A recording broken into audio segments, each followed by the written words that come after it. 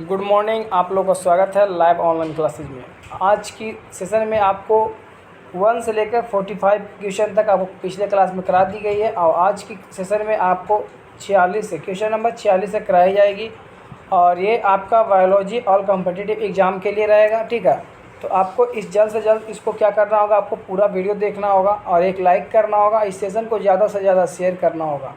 चलिए, पहला क्वेश्चन क्या रहा है आपका 46 नंबर जो क्वेश्चन है वो बोल रहा है पृथ्वी शिखर सम्मेलन हुआ था। यानी पृथ्वी शिखर सम्मेलन कहाँ हुआ था, कहाँ हुआ था। जो पृथ्वी शिखर सम्मेलन कहाँ हुआ था, एसएससी 2011 में पूछा हुआ क्वेश्चन है। शिकागो में हुआ था या एडिलेड में हुआ था, लंदन में हुआ था या रियो डी जेनेरो में हुआ था। तो रियो डी जेनेरो में हुआ था। ऑप्शन नंबर डी इसका करेक्ट आंसर है। ठीक है, जो पृथ्वी शिखर का सम्मेलन रियो डी जेनेरो में हुआ था। ऑप्शन नंबर डी इसका करेक्ट आंसर है। आगे बात करते हैं क्वेश्चन नंबर 47 में बोल रहा राष्ट्रीय वनस्पतिक उद्यान कहाँ पर स्थित है। जो राष्ट्रीय वनस्पतिक उद्यान है वो कहाँ पर स्थित है, ये भी आपको पूछा गया एसएससी 2011 में। आपको प्रीवियस ईयर क्वेश्चन करवा रहे हैं और आपको इस सेशन को ज़्यादा से ज़्यादा शेयर करना होगा। क्वेश्चन बोल रहा राष्ट्रीय वनस्पतिक उद्यान कहाँ पर स्थित है।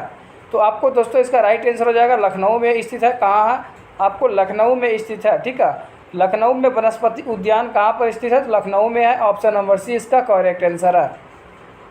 आगे क्वेश्चन की ओर चलते हैं। क्वेश्चन नंबर 48 में बोल रहा है कि भारत में वन अनुसंधान संस्थान कहाँ स्थित है। ये भी आपका एसएससी 2011 में पूछा हुआ क्वेश्चन है कि भारत में वन अनुसंधान संस्थान कहाँ स्थित है। तो दिल्ली में है, भोपाल में, देहरादून, लखनऊ। तो आपको आंसर मालूम है तो कमेंट में लिख सकते हैं और एक लाइक कर सकते हैं। आपको इसका राइट आंसर हो जाएगा देहरादून। ठीक है, भारत में वन अनुसंधान संस्थान देहरादून में है। कहाँ है, देहरादून में। ऑप्शन नंबर सी इसका करेक्ट आंसर है। ऑप्शन नंबर सी इसका करेक्ट आंसर है। भारत में वन अनुसंधान संस्थान कहाँ स्थित है, देहरादून में है। ऑप्शन नंबर सी इसका करेक्ट आंसर है। आगे बात करते हैं क्वेश्चन नंबर 49 में बोल रहा है पृथ्वी का विशालतम पारिस्थितिक तंत्र है। यानी कहाँ है, एसएससी 2011 में पूछा हुआ वायुम, जलमंडल, स्थलमंडल, जीवमंडल पर। तो आपको जलमंडल पर ये पृथ्वी का विशालतम पारिस्थितिक तंत्र है। पृथ्वी का विशालतम पारिस्थितिक तंत्र जलमंडल पर है। किस में है, तो जलमंडल में है। ऑप्शन नंबर बी इसका करेक्ट आंसर है। आपका right answer option number B हो जाएगा।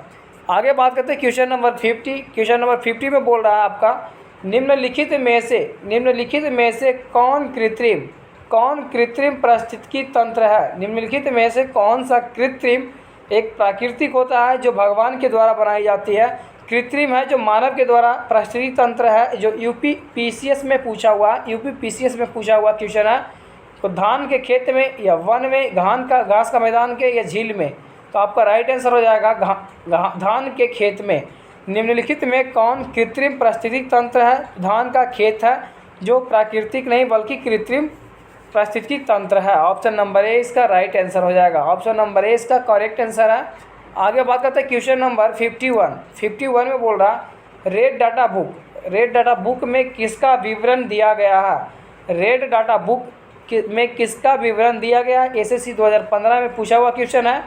केवल विलुप्त जीव जंतु में या संटापन पादप एवं जीव जंतु में, जीवाश्म पादप में या केवल संटापन पादप में। इसका राइट आंसर हो जाएगा संटापन पादप और जीव जंतु दोनों में पाया गया है, दोनों में दिया गया है रेड डाटा बुक को। रेड डाटा बुक में किसका विवरण दिया गया है, तो संटापन, ठीक है, संटापन पादप और जीव जंतु के बारे में दिया गया है। ऑप्शन नंबर बी इसका करेक्ट आंसर है। आगे बात करते हैं question number 52। Red data book उन जातियों के बारे में जानकारी देती है, किन के बारे में जानकारी देती है। जो रेड डाटा बुक है किन के जातियों के बारे में जानकारी देती है। एसएससी 2011 में पूछी हुई क्वेश्चन है। जो कि लुप्त होते हैं, संटापन होते हैं, खतरनाक होते हैं या तो बिरली होते हैं। तो संटापन होते हैं। ऑप्शन नंबर बी इसका करेक्ट आंसर है। जो रेड डाटा बुक उन जातियों के बारे में जानकारी देती है जो कि संटापन होते हैं, जो कि क्या होते हैं, संटापन होते हैं। ऑप्शन नंबर बी इसका राइट आंसर हो जाएगा। आगे बात करते हैं क्वेश्चन नंबर 53 में बोल रहा इनमें कौन सा जैव विविधता के लिए खतरा है? आपको जो कुछ पूछा हुआ है जेपीएससी 2011 में पूछा हुआ क्वेश्चन है, जेपीएससी, ठीक है, जेपीएससी में आपको पूछा हुआ क्वेश्चन है, इनमें से कौन सा जैव विविधता के लिए खतरा है? तो प्राकृतिक आवासों और वनस्पति का विनाश तथा झूम खेती के लिए खतरा है। किसके लिए खतरा है? तो प्राकृतिक आवास यानी प्राकृतिक आवासों के लिए, वनस्पति का विनाश के लिए तथा झूम की खेती के लिए भी क्या है? खतरा है। जैव विविधता के लिए खतरा है। ऑप्शन नंबर सी इसका करेक्ट आंसर हो जाएगा। और इस सेशन को ज़्यादा से ज़्यादा शेयर करें और वीडियो को पसंद आता है तो वीडियो को एक लाइक करना है और दोस्तों तो ज़रूर शेयर करें ताकि आप मेरे को क्या हो मोटिवेट मिले, तो आपको सही पूर्वक से आपको क्वेश्चन की संख्या बढ़ाई जाएगी और आपको करंट अफेयर आपको सामने कराई जाती है। कुछ तकनीकी के कारण आपको करंट अफेयर नहीं कराई जा रही है। तो आपको क्वेश्चन नंबर आपको 53 का ऑप्शन नंबर सी इसका करेक्ट आंसर है। आगे बात करते हैं क्वेश्चन नंबर 54 में बोल रहा है भारत में पारिस्थितिक असंतुलन का कौन सा एक प्रमुख कारण है? भारत में पारिस्थितिक असंतुलन का कौन सा एक प्रमुख कारण है? जो आरटीएस में पूछा हुआ क्वेश्चन है तो वनोन्मूलन है, ठीक है, वनोन्मूलन है जो आपका भारत में पारिस्थितिक असंतुलन का कौन सा एक प्रमुख कारण है? वनोन्मूलन, ठीक है, वनोन्मूलन ऑप्शन नंबर ए इसका करेक्ट आंसर है। आगे बात करते हैं क्वेश्चन नंबर 55।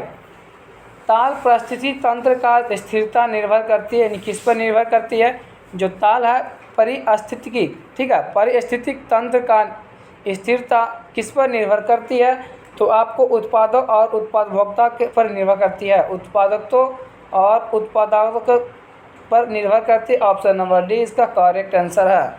आगे बात करते हैं क्वेश्चन नंबर 56 में बोल रहा प्रकृति के संतुलन को तय करने वाला मुख्य कारण क्या है? प्रकृति के संतुलन को तय करने वाला प्रमुख मुख्य कारण क्या है? तो मानव गतिविधियां हैं। ऑप्शन नंबर ए इसका राइट आंसर हो जाएगा। मानव गतिविधियां हैं, ऑप्शन नंबर ए इसका करेक्ट आंसर हो जाएगा। प्रकृति के संतुलन को तय करने वाला प्रमुख कारण मानव गतिविधियां हैं, ऑप्शन नंबर ए इसका करेक्ट आंसर है। आगे बात करते हैं क्वेश्चन नंबर 57 में बोल रहा निम्न में से किसे वैश्विक विस्तारक का वन माना जाता है? तो आपको पश्चिम बंगाल के सुंदर वन को माना जाता है। पश्चिम बंगाल में सुंदर वन को माना जाता है, क्या माना जाता है? तो वैश्विक विस्तारक का रूप में माना जाता है। वैश्विक विस्तारक के रूप में पश्चिम बंगाल के सुंदर वन को माना जाता है, ऑप्शन नंबर सी इसका करेक्ट आंसर है। आगे बात करते हैं क्वेश्चन नंबर 58। वह वर्णक जो वनस्पति को परावैंगनिक किरणें के दुष्प्रभाव से बचाता है वो कौन सा क्या कहलाता है? तो आपको फाइकोसिनियन कहलाता है, ठीक है, फाइकोसाइनिन कहलाता है, फाइकोसाइनिन ऑप्शन नंबर सी इसका करेक्ट आंसर है। वह वर्णक जो वनस्पति के परावैंगनिक किरणें के दुष्प्रभाव से बचाता है वह कौन सा कहलाता है? तो फाइकोसाइनिन कहलाता है, फाइकोसाइनिन कहलाता है, ऑप्शन नंबर सी इसका करेक्ट आंसर है। आगे बात करते हैं क्वेश्चन नंबर 59 में बोल रहा सर्वाधिक जैव विविधता कहाँ पाई जाती है? सर्वाधिक यानी सबसे ज़्यादा जैव विविधता कहाँ पाया जाता है? तो आपको उष्णकटिबंधीय वर्षा के वन में पाई जाती है। उष्णकटिबंधीय वर्षा वन में सबसे ज़्यादा विविधता पाई जाती है, ऑप्शन नंबर ए इसका करेक्ट आंसर है। आगे बात करते हैं क्वेश्चन नंबर 60। क्वेश्चन नंबर 60 में बोल रहा काजीरंगा किसके लिए जाना जाता है? काजीरंगा किसके लिए? तो गैंडा के लिए जाना जाता है, ठीक है, काजीरंगा किसके लिए जाना जाता है? तो गैंडा के लिए जाना जाता है, ऑप्शन नंबर ए इसका करेक्ट आंसर है। काजीरंगा किसके लिए जाना जाता है? तो गैंडा के लिए जाना जाता है, ऑप्शन नंबर ए इसका करेक्ट आंसर है। आगे बात करते हैं क्वेश्चन नंबर 61 बोल रहा है पारिस्थितिकी तंत्र में तत्वों के चक्रण को क्या कहते हैं? पारिस्थितिकी तंत्र में तत्वों के चक्रण को क्या कहते हैं? तो आपको जैव भूरा रासायनिक कहते हैं, ठीक है, भू रासायनिक का चक्र कहा जाता है, जैव भू रासायनिक चक्र कहा जाता है, ऑप्शन नंबर बी इसका करेक्ट आंसर है। पारिस्थितिकी तंत्र में तत्वों के चक्रण को जैव भू रासायनिक चक्र कहा जाता है, ऑप्शन नंबर बी इसका करेक्ट आंसर है। आगे बात करते हैं क्वेश्चन नंबर 62।